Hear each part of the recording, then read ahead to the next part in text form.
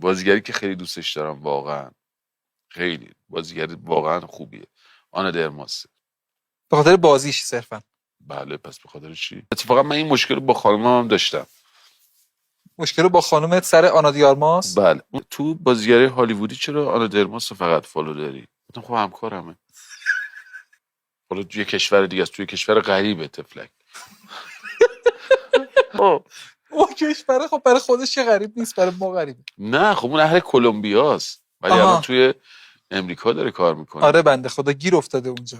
چون قطعا من قاعدتا به هالیوود نخواهم رفت، نه به عنوان اعتراض و رام نمیدم. من نگاه هم نگاه خدا نکرده مثلا بدی نیست. اگه باش حرف زنی چی میگی بهش؟ که داشتم این استوریا رو نگاه میکردم رسیدم به استوری خانم درماس و چیه باش رسیدم به آره خیلی عادی تعریفی کنی. بله رسیدم به استوری ایشون. بعد عکس، چون اونا که عید نوروز که ندارن تفلکیه، هم زدم عیدت مبارک آنا. همین عیدت مبارک آنا. عیدت مبارک آنا. همین یه بار باش صحبت کردی؟ یعنی یه بارم سر بازی ایران و قطر بود. چرا سر بازی ایران و قطر آنا دیارماس حرف بزنی؟ خب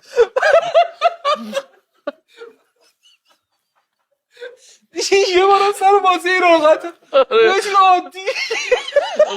خب چرا عباس جمشیدی فر سر بازی ایران و قطر با آنا دیارماس آقا حرف زده؟ داشتم بازی رو میدیدم، خیلی هم اعصابم خورد بود. اینستاگرام داشتم میچرخیدم، این دفعه استوری خانم درماس آنا خانم رو دیدم فقط سری نوشتم گفتم تو رو خدا دعا کن ایران ببره آنا.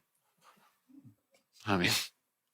ایشون نخوندن اصلا پیام شما؟ نه دیگه خب فارسی هم نوشته بودم. خب خب من تو تلاش نکرده بودی انگلیسی هم بنویسی براش؟ اینقدر علم پیشرفت کرده اون 3 سوت مثلا با هوش مصنوعی میذاره. خب تو علم پیشرفت کرده، تو نمیخواستی با هوش مصنوعی بنویسی؟ خب چرا فقط آنا دیارماس رو فالو کردی؟ بازیشو خیلی دوست دارم. 3 تا فیلم آنا دیارماس رو بگو. به خدا نمیدونم. مگه نمیگی بازیشو دوست دارم؟ چرا یه فیلمشو میدونم که